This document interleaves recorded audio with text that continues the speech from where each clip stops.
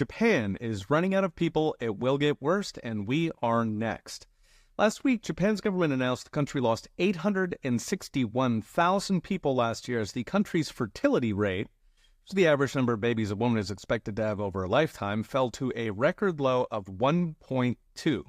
For perspective, if you start with 100 million people and have 1.2 babies each, after 3 generations, you are down to just 20 million people.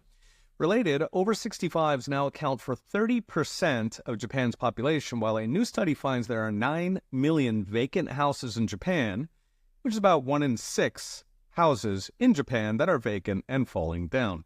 What's driving it? As always, government. Namely, we're running out of kids because slow growth and inflation force two-income families, while mandatory government pensions remove the main historical incentive to have kids to support you in old age.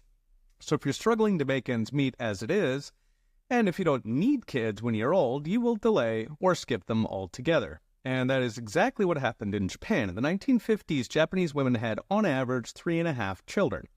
In 1961, universal pensions were introduced, and the birth rate and marriage rate started dropping. Then came the 1970s inflation, which took the percent of young Japanese women working from 46% in 1969 to 83%. The finishing blow is the lost decade stagnation, which forced even married women to work to make ends meet.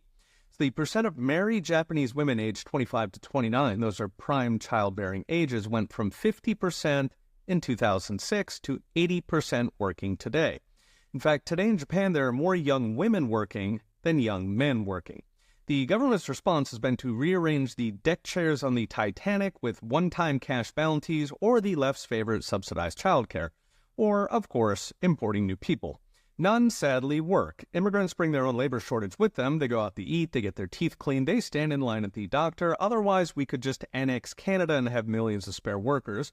Meanwhile, many European countries have tried both cash for babies and free childcare, and it doesn't work. Scandinavia, for example, has universal childcare, and the result is fertility rates of 1.5 in Sweden and Denmark, 1.4 in Norway, and 1.3 in Finland. So no, it's not a lack of government spending, it is the government spending itself, which drives inflation and stagnant incomes to where there is no financial cushion to start a family.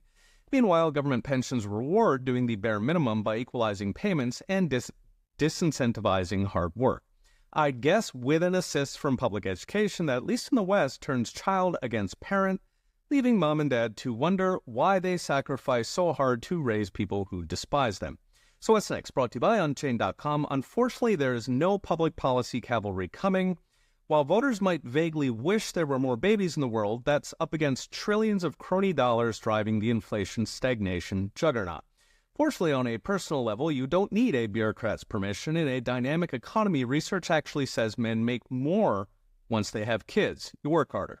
This is called the fatherhood wage premium, and studies find it essentially covers the extra costs. So while the developed world turns out the lights, it is your kids who will inherit the earth.